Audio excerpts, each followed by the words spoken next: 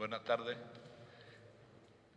Bienvenido a esta presentación del Rosario de la Reina Isabel la Católica que presenta la Comisión pro beatificación de nuestra reina, de la reina más grande, la Reina Isabel. Van a intervenir los señores Miguel Luis López Guadalupe, don Manuel Reyes, capellán real, y José Antonio Palma. Gracias, buenas tardes.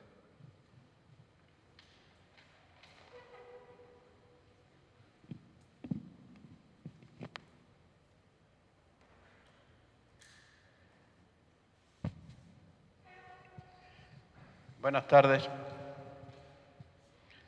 Vamos a efectivamente proceder a la presentación de una iniciativa que es de la Comisión de Isabel la Católica de Valladolid, pero que está personalizada en la persona, en la figura, digamos, que más alienta esta comisión en la actualidad, que es José Luis Rubio Wilén, un sacerdote que asegura que su vocación ya mayor se debe a la figura de la reina. Es de origen granadino y aquí nació y vivió los primeros años de su vida, pero ahora ejerce como sacerdote su ministerio en varios pueblos del campo de Medina. Él ha tenido esta iniciativa y vamos a tratar de situarla. ¿Por qué? ¿Qué significa? ¿Para qué sirve? Mirad, todos sabemos que la reina Isabel está en proceso de beatificación. Un proceso de beatificación tiene un matiz jurídico que en los casos de personas ya de cierta antigüedad, como es la reina, pues el proceso tiene un matiz histórico. Se trata de recoger mucha documentación que sirva de testimonio, pero testimonios ya de personas que no viven. Este proceso fue muy laborioso y está en Roma desde el año 72, muy amplio en documentación, una treintena de volúmenes.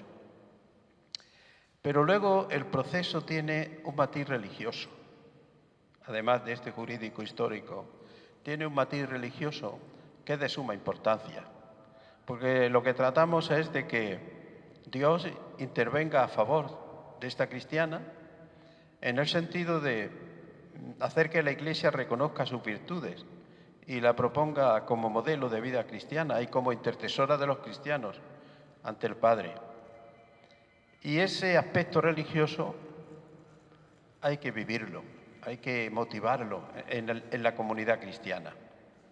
Porque proclamar como beata o como beato a un personaje antiguo, aunque sea relevante, como en este caso que lo es y mucho, pero si no hay una devoción,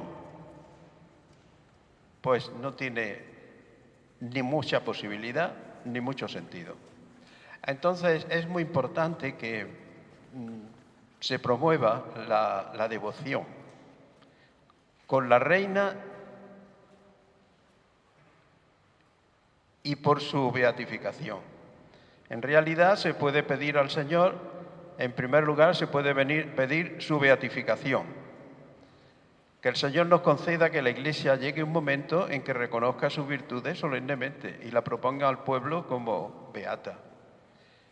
Pero podemos pedir también al Señor gracias por su intercesión, cosa que sabemos que hay gente que lo está haciendo y sabemos de gente que ha conseguido favores muy significativos, que se dirá en su tiempo si tienen categoría de milagro, pero de luego favores muy significativos por intercesión de la reina los ha habido. Y este aspecto religioso, hay una tercera manera de ejercerlo, de vivirlo, que es rezar con ella, es decir, identificarnos con su oración, de tal manera que hagamos nuestra su propia oración, tanto antigua como actual, porque Estamos convencidos de que está ante el trono del Señor. Entonces rezamos con ella y alabamos al Señor con ella. Y ahí es donde tiene su lugar el rosario.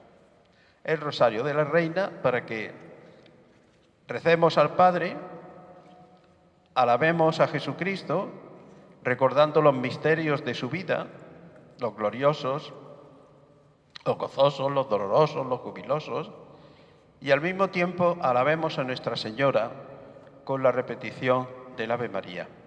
Y hacerlo eso en un sentimiento de fraternidad y de unidad con la Reina Católica. Por eso el rosario lleva un retrato de la Reina y así se presenta. Hay dos modelos, hay un modelo plateado, que se supone que es para señoras, y hay un modelo más oscuro, especie de madera, que creo que no es madera tampoco, que es, digamos, para hombres. Pero bueno, que se puede rezar indistintamente uno y otro. Este rezar con la Reina, pues es elevarnos a tiempos antiguos, pero al mismo tiempo vivirlo en la actualidad, porque ella, en el trono, ante el trono de Dios, se unirá a la alabanza de ángeles y de santos a nuestro Señor. Sabemos muy bien lo que fue la espiritualidad de la Reina, que fue muy profunda. Hay un testimonio de Marineo Sículo, ¿verdad?, que dice que la Reina era más contemplativa que activa. Es un lenguaje muy actual, que sabéis que dentro de la vida consagrada, pues existen las órdenes y religiosas contemplativas y otras más activas, que se dedican más a la acción de la caridad, de la educación, de la evangelización, pero otras más a las contemplativas. En realidad, todo cristiano tiene que ser contemplativo y activo. Y él señala, este autor italiano, conocedor mucho de la vida de la Reina, que era más contemplativa que activa. Eso extraña en una persona como la Reina, regidora y reina de una etapa de nuestra historia tan importante, y donde su actuación estuvo llena de actividad grande, de actividad enorme, desde el punto de vista geográfico, desde el punto de vista de la eficacia y desde el punto de vista de la trascendencia histórica de su acción. Pues a pesar de eso, más contemplativa que activa. Con razón, esto se criticó en su tiempo y lo hizo en concreto Diego Gómez Manrique en unos versos que son bastante conocidos y que vamos a ver si soy capaz de repetirlos. Señala la siguiente denuncia, que al mismo tiempo es denuncia, pero al mismo tiempo es reconocimiento de ese aspecto de que verdaderamente dedicaba a la oración y a la contemplación gran parte de su tiempo. Y dice así: el rezar de los salterios y el recitar de las horas, dejadlo a las oradoras que están en los monasterios. Vos, señora, por regir vuestros pueblos y regiones, por buscar su bien vivir y por los males corregir, desechad las oraciones. Era una crítica dura, pero pues esta crítica, que puede ser verdad en el aspecto de que afirma que rezaba mucho, pero no es verdad en el aspecto de la crítica de que debería de dejarlo para hacer otras cosas. Porque yo creo que debemos de pensar que fue precisamente en la fortaleza interior de su oración y de su oración constante, pues donde encontró fuerza para realizar una obra de tanta trascendencia para la historia de nuestra patria. ¿Y qué rezaba la Reina? Pues era fiel al rezo de de las horas canónicas, como un sacerdote, como un monje. Y luego después, pues estaba enriquecida por una oración, digamos, más personal, fiel a la tendencia de la llamada devoción moderna de aquel tiempo, en la contemplación del misterio de nuestro Señor Jesucristo, que nace de la contemplación del misterio de la Encarnación y deriva luego después en la vida de Jesús, su nacimiento, su infancia, su vida pública y sobre todo el misterio pascual de Cristo, su pasión, muerte y resurrección. Para eso, pues, estuvo en contacto con libros y con pinturas, los dos campos a través de los cuales se inspira su oración. Los libros de la imitación de Cristo y la vida de Cristo de aquel tiempo. Más conocido es la de El Cartujano, pero también tuvo otras, pero no voy a extenderme en este aspecto. Y desde el punto de vista de las pinturas, era fiel a una frase que Fray Hernando de Talavera, su director espiritual y arzobispo de Granada, pues había escrito en una obra dirigida a María Pacheco, la condesa de Benavente, que decía que es mejor para hacer oración las pinturas más bellas. Y efectivamente la reina tenía una colección de pinturas cuya contemplación nos lleva insensiblemente a la oración y nos ayuda en la contemplación del misterio de nuestro Señor Jesucristo.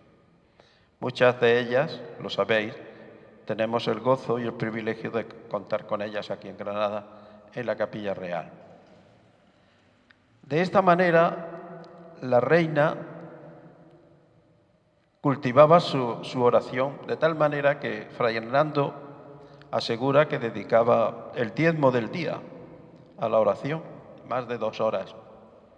La Eucaristía, las horas canónicas y luego la oración, preferentemente vespertina o nocturna, porque hay muchos datos que nos hablan de los candeleros de rezar de la reina, y recluida en su alcoba o en un ámbito especial para la oración, tal como también nos recuerda nuestro Señor y el profeta Isaías, de entrar en nuestro cuarto y allí, en la soledad, buscar el contacto con Dios que siempre nos acompaña. De esta manera, la reina nos dio un ejemplo de oración que verdaderamente es admirable. Esa devoción culmina con su testamento, donde no solo recuerda la devoción suya a una serie de santos, entre los cuales está de manera significativa Juan Evangelista y también Bautista, y Santiago, San Francisco, muy significativamente, pero que culmina con la afirmación de su gran devoción, tierna devoción y confianza en nuestro Señor Jesucristo. Bueno, pues el rosario nos invita a que nos unamos a ella y recemos a la Virgen Santísima en comunión con ella, que en gloria está. Muchas gracias.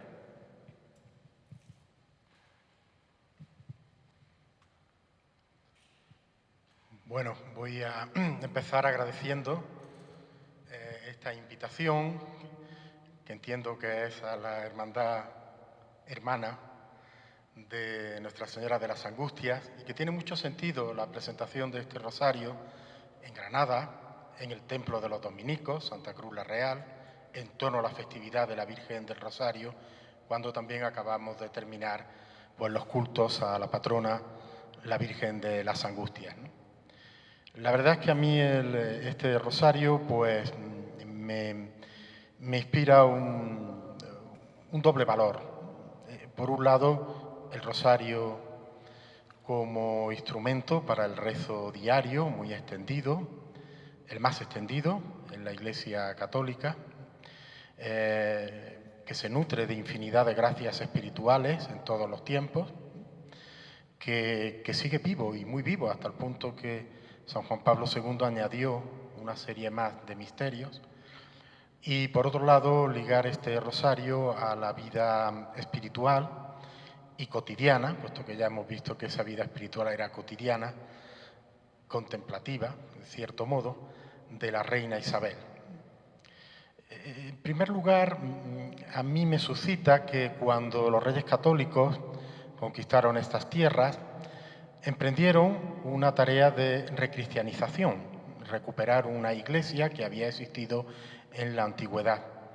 Y para ello fueron implantando, suscitando distintas devociones que las huestes conquistadoras traían pues, de todo el interior de Castilla y de Andalucía, ¿no? Es decir, no es extraño que muchas de nuestras devociones pues, tengan claras referencias en Ávila o en Toledo o en Sierra Morena o en Sevilla, porque son lugares de donde venían todos estos nuevos pobladores y que, lógicamente, en gran medida, una cosa era la labor evangelizadora de la Iglesia, pero en gran medida eran ellos los que en el día a día hacían presente aquí el cristianismo y donde de un modo u otro tendrían que mirarse los nuevos convertidos.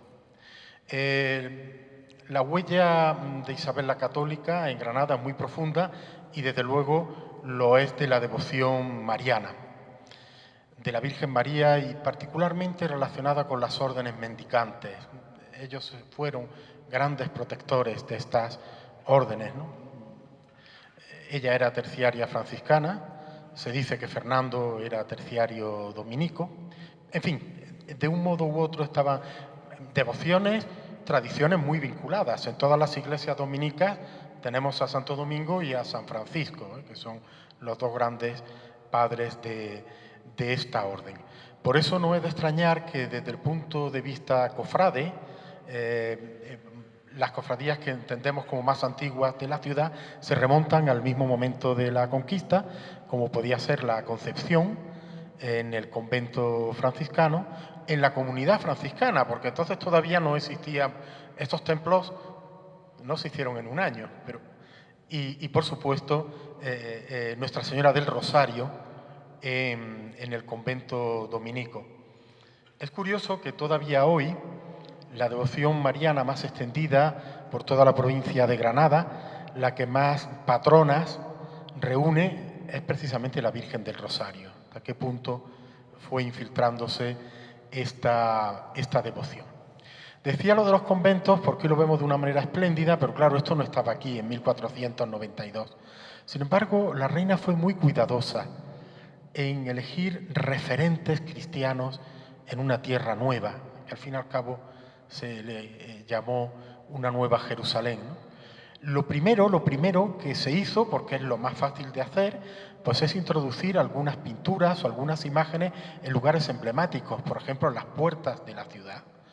Y ya sabemos que desde los años inmediatos a la conquista, pues había representaciones marianas en la puerta de Virrambla, la Virgen de la Antigua, que también dejaron en la catedral una escultura dedicada a ella. Había una representación mariana, todavía está en una magnífica copia en la Puerta de la Justicia de la Alhambra, o en la Puerta de Elvira dejaron una Virgen de la Merced, muy vinculada al convento que allí surgió. Y en segundo lugar, las ermitas. Granada se plagó de ermitas, era más fácil construir ermitas que grandes iglesias. Y más aún en la primera etapa que conocemos como etapa mudéjar, donde todavía fue respetada la religión musulmana de los vencidos, que eran como a mí me gusta decir, una minoría mayoritaria.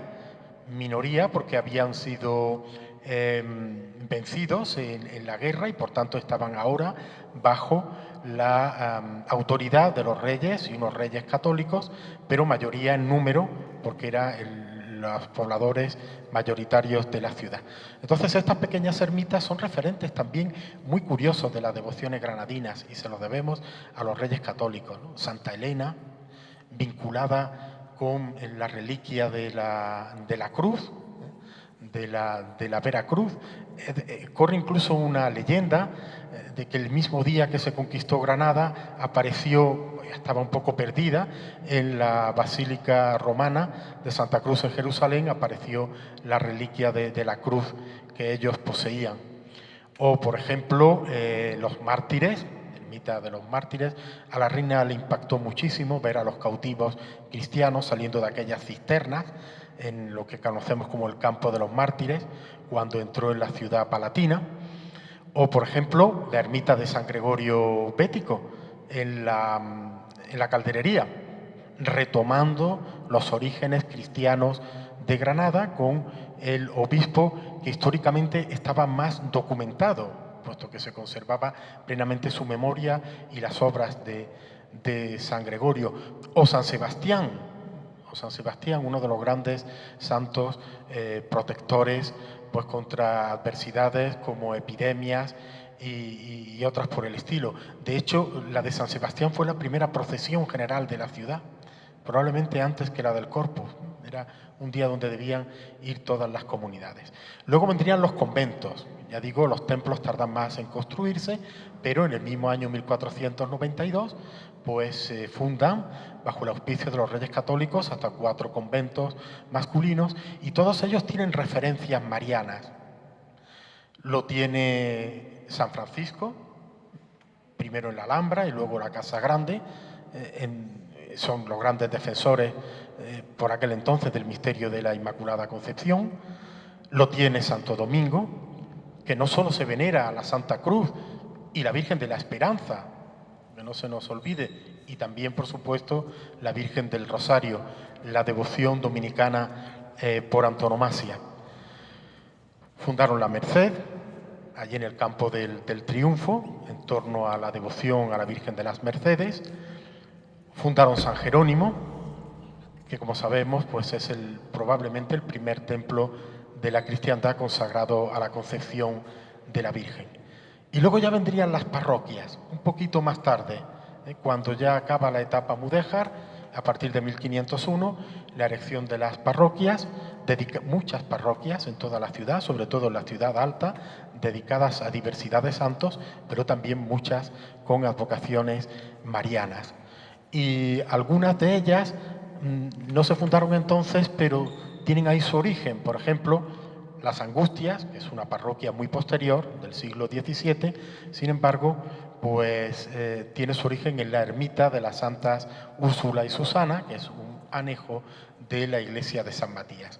Bueno, pues aquí es donde dejó la Virgen de las Angustias uno de los cuadros, la Reina Católica, uno de los cuadros que representan a la Virgen de las Angustias. El primero de ellos lo dejó en la primera parroquia consagrada, mezquita convertida en parroquia, San Juan de los Reyes, y el segundo de ellos, el del maestro Francisco Chacón, en esta ermita de Santa Úrsula, que con el tiempo acabaría generando toda la devoción a la Virgen de las Angustias y acabaría convertida en parroquia con ese nombre. Desde el punto de vista de la piedad popular, es muy difícil rastrear alguna devoción importante en Granada que no tenga un referente último en Isabel la Católica, que no tenga un referente en los Reyes Católicos. Quiero decir que fue una herencia a corto, a medio y a largo plazo, a veces con efectos retardados, pero viven siempre en esa primera sembradura, en ese germen que vinieron a traer los reyes a esta tierra, a este reino de Granada. En fin, huelga decir la importancia histórica que ha tenido la Virgen del Rosario, su vinculación con la batalla de Lepanto, el recurso a la Virgen del Rosario en distintas calamidades colectivas que generan votos públicos de la ciudad. Y una historia paralela es la de la Virgen de las Angustias, donde también acabó siendo el pañuelo de lágrimas de muchos granadinos en sus necesidades particulares, pero también a lo largo del tiempo en las necesidades colectivas. Curiosamente, y con esto quiero terminar, este barrio de Santa Cruz la Real llegaba hasta lo que es la Carrera de la Virgen, puesto que ocupaba todo el cuarto real de Santo Domingo y aquellas fincas que llegaban hasta el río Genil, ¿no? En el siglo XVIII ya la parroquia de las Angustias era la más populosa de la ciudad y había ido construyendo su barrio a una y a otra orilla del río Darro. Y en esta orilla de acá, pues limita, todos lo saben, con calles que tienen claros nombres dominicos, ¿no? Es decir, esa vinculación es muy antigua y al fin y al cabo es la vinculación que mantienen viva la Real Hermandad de la Patrona de Granada y la Archicofradía de Nuestra Señora del Rosario, que se consideran hermanas. Y a mí me gusta decir que la Virgen de las Angustias, cuando ha permanecido algunos días fuera de su iglesia, pues prácticamente siempre lo ha hecho en la catedral, menos en 1748, que lo hizo en esta casa acogida por la comunidad de dominicos y, por supuesto, por la Archicofradía de la Virgen del Rosario. En fin, son una serie de pinceladas para ilustrar cómo ese marianismo, que es una seña, una bandera que todavía enarbola el pueblo cristiano granadino, pues bebe precisamente de sus orígenes a partir de 1492 y del tesón de la reina Isabel la Católica.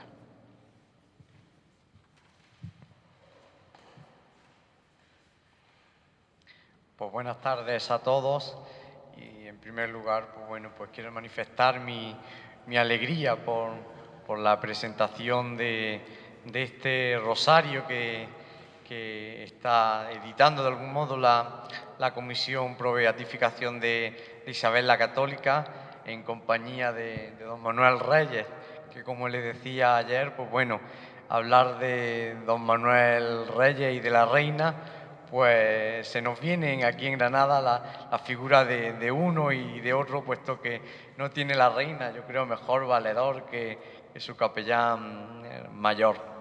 Y luego también, por supuesto, al hermano mayor de nuestra cofradía hermana, casi una, ¿no? Desde 1748, de la Virgen de las Angustias. Y bueno, yo voy a tratar pues de dar una serie de pinceladas históricas, pues más en concreto, sobre la devoción de la reina Isabel hacia el Santo Rosario. Una devoción que ella debió de vivir desde su más tierna infancia, puesto que sabemos que su madre, la reina Isabel de Portugal, era gran devota del rosario. De hecho, se considera que la iconografía de lo que es el instrumento del rosario propiamente dicho en la península ibérica, pues se introduce en las representaciones de la reina Isabel de Portugal. En uno de los pocos retratos que se conservan de ella, pues vemos que tiene el rosario en la mano, y al igual ocurre en su propia sepultura, en esa escultura magistral que se encuentra en la Cartuja de Miraflores de Burgos. Podemos observar que la reina Isabel de Portugal pues yace allí para la eternidad con el rosario en sus manos. Y luego, evidentemente, también no solo le viene la devoción al rosario por la parte, digamos, castellana, sino que también me gusta resaltar al gran olvidado, quizás, Fernando. Fernando, aunque siempre se le retrata como un hombre de armas, también era un gran devoto del rosario. Él, como buen aragonés, no debemos de olvidar que la devoción al rosario entra a la península precisamente por la corona de Aragón, y en Aragón también hubo importantísimos conventos dominicos, y también es en Aragón donde se fundan las primeras cofradías del rosario. Además, el rosario pues va a tener un papel claramente apostólico en el papel, en lo que es el momento histórico de la recristianización del reino de Granada. Nada más que hay que fijarse en el dato de que una de las primeras plazas más importantes que toman los reyes aquí en Granada, los reyes católicos, es Alhama. y según recogen pues algunos testimonios o fuentes indirectas sobre todo que se conservan de los archivos que hubo allí hasta la guerra civil, pues en concreto en una obra de principios del siglo XX en la que se nos habla de las devociones marianas de Alhama, pues se recoge que allí se funda en el año 1485, en torno a 1485, se funda ya la primera cofradía del Rosario de la provincia de Granada, por impulso de Fray Hernando de Talavera y especialmente de la reina Isabel, y que luego pasaría a ser filial de la Archicofradía de Granada, dependiente del convento de Santa Cruz la Real. En ese momento ya se conocía la piadosa tradición de que, estando Santo Domingo angustiado porque no conseguía esos fines que se había puesto, ¿no?, de hablar con Dios de los demás, pero sobre todo a los demás, hablar de Dios y de convertir a aquellas almas descarriadas que estaban en manos de las sectas que habían surgido, como los cátaros y los albigenses, pues encomendándose a la Madre de Dios, ésta le responde entregándole el rosario pues como una herramienta muy eficaz para conseguir pues verdaderas conversiones y devolver a la verdad a aquellos corazones alejados de Cristo, ¿no? Y ellos en Granada, los Reyes Católicos, yo estoy seguro que tuvieron esa tradición muy presente, puesto que ellos junto a Fray Hernando de Talavera, pues quisieron hacer lo mismo, y a través del rosario y de la orden dominicana, a la que tanto favorecieron, pues intentar tratar de asentar las bases del cristianismo. Sabemos que Fray Hernando de Talavera pues tuvo mucha delicadeza, y también los Reyes Católicos a la hora de evangelizar, ¿no? El propio Fray Hernando de Talavera editó algunos catecismos en la lengua natal de aquellos pobladores desde siglos en tierras de Granada, aquellos hispano-musulmanes. Y sabemos que, según nos dice Bermúdez de Pedraza, pues y Antolínez de Burgos, pues que iba repartiendo rosarios y estampas por allá por donde iban. Y lo cierto es que la orden de predicadores en todos aquellos municipios que por encargo de los Reyes Católicos fueron evangelizando, pues dejaron allí asentadas cofradías del Rosario. Tenemos testimonios de la existencia de cofradías del Rosario, pues precisamente gracias a los estudios del doctor López Guadalupe, pues desde los primeros tiempos de la cristiandad, ¿no? Y eso fue gracias al impulso de los Reyes Católicos, ¿no? Pero más allá de estos hechos, ¿no? Sí es verdad que existe constatación documental de la devoción de la reina por el rosario, documental y luego también reflejada en las artes. Por un lado, pues podemos ver cómo en la testamentaría de la reina pues se hace alusión a que tenía en su poder, pertenecían a su ajuar, pues varios libros con cobertura de plata ilustrados con los misterios del rosario. También tenía bastante rosarios, algunos de ellos de metales preciosos y de piedras semipreciosas, de jaspe, de cuentas de azabache, algunos más humildes de madera. Sabemos también que la devoción al rosario estaba bastante asentada incluso en la corte de los Reyes Católicos. Gonzalo Fernández de Oviedo nos dice como muchas veces los instructores de los príncipes, pues en aquellas salas de espera pasaban el tiempo desgranando los misterios del rosario, ¿no? Pero también, como decía, pues más allá de las referencias documentales que son más escasas, pues sí también, al igual que ocurre con la figura de la madre de Isabel, de la reina Isabel de Portugal, pues también hay luego reflejo en el arte de la devoción de Isabel y también de Fernando por el rosario. La imagen orante de Diego de Siloé, que preside el presbiterio de la Capilla Real, pues vemos cómo tiene colgada de su cinto un rosario en la que se pueden identificar perfectamente pues los dieces de Ave Marías y Padre Nuestros, agrupados en los 5 misterios que se contemplan en cada una de las tandas del rosario. Por ejemplo, también Fernando el Católico en la Basílica de Santa Engracia, en Zaragoza, en la portada, mandó retratarse tanto a él como a su esposa, también con el rosario en las manos. Y luego también, por ejemplo, en ese libro de retratos de los reyes que se conserva en el Alcázar de Segovia, pues también podemos ver una representación de la reina Isabel la Católica con el rosario en las manos.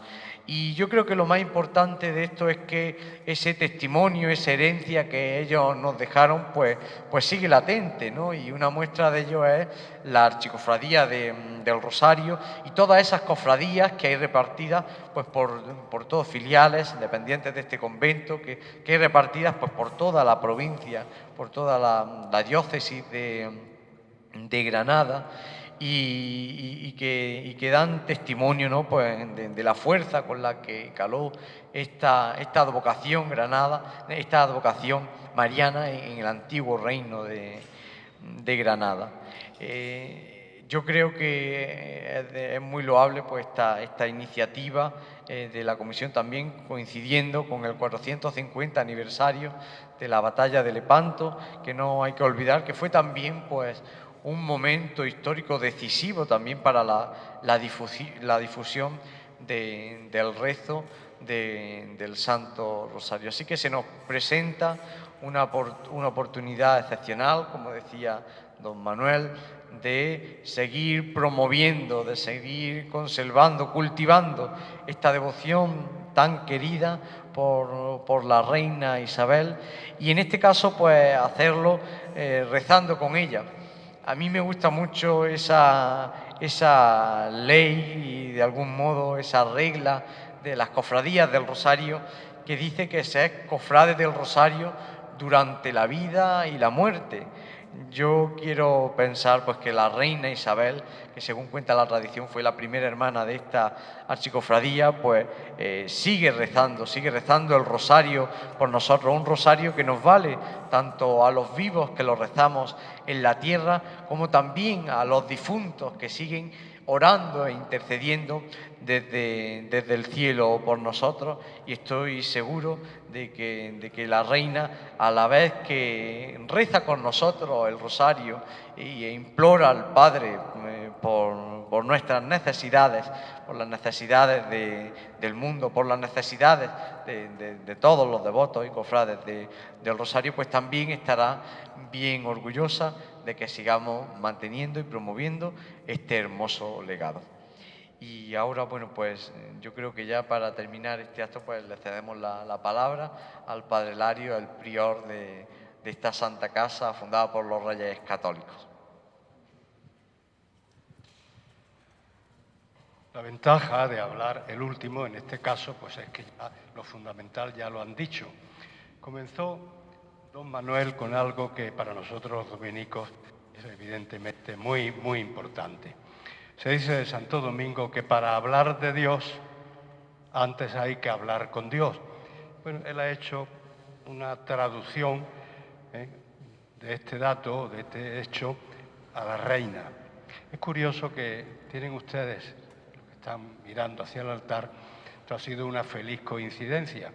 Normalmente, como saben ustedes, la Virgen está en su camarín, que es aquí a mi derecha, allí enfrente. Con motivo de las fiestas y de los cultos de la Virgen del Rosario, pues está presidiendo estos días el altar mayor. ¿Y qué vemos a la derecha y a la izquierda arrodillados? A la reina Isabel, la ven, ¿verdad? Y al rey Fernando.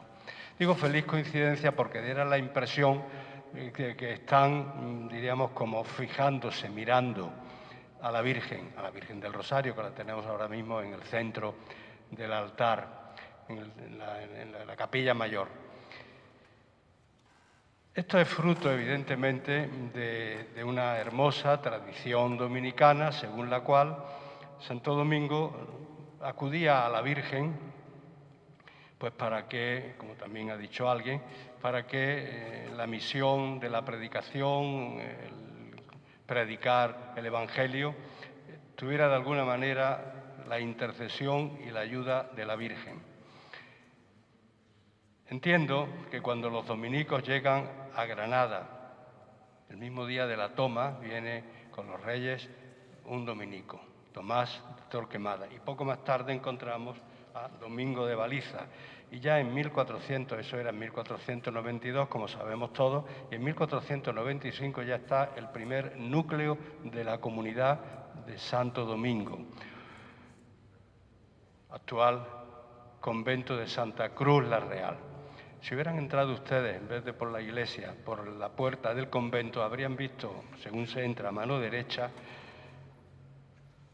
la carta fundacional de los Reyes Católicos, en la cual hace donación, pues eso, unos terrenos que son los que ahora ocupa este convento, esta iglesia, que evidentemente no es de aquel momento, sino que es posterior.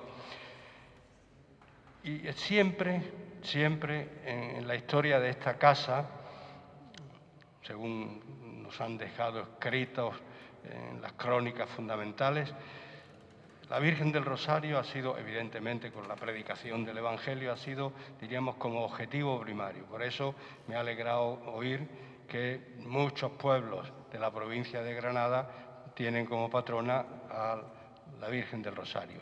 Y me ha alegrado oír también que el primer rosario o la primera ermita del Rosario fue en Alhama de Granada, si bien pues la patrona no es la Virgen del Rosario. Precisamente en estos días he oído yo una conferencia, como se dicen ahora en streaming, no sé, de Andrés García Maldonado, un alameño, paisano mío, que vive en Málaga, que es un buen historiador, aunque no se ha dedicado, diríamos, oficialmente a la historia, pero ha escrito mucho de Alhama, conoce muy bien eso. Entonces, estaba hablando él precisamente también de la devoción del Rosario en Alhama de Granada, entre otras cosas.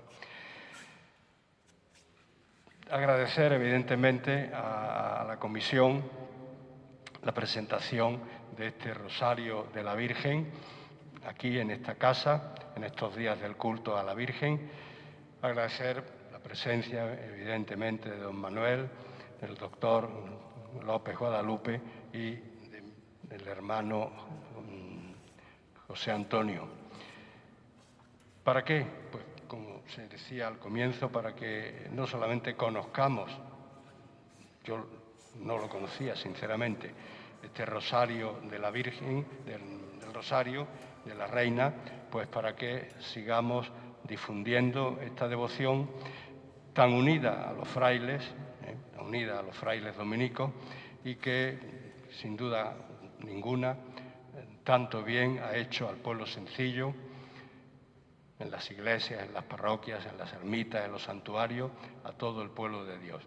Pues mi felicitación por este acto, por esta presentación, y ojalá la Virgen nos permita a la actual comunidad de Santo Domingo, aquí en Granada, seguir siendo, como nos decían al comienzo de la orden, los frailes de la Virgen, frailes de María, por la devoción entrañable de nuestro Padre a la Virgen, a la que encomendaba tanto al comienzo de su predicación como al terminar, que produjera fruto en las almas una vez que se había sembrado la semilla de la palabra de Dios. Pues que la Virgen del Rosario nos lo siga permitiendo a todos nosotros. Muchas gracias.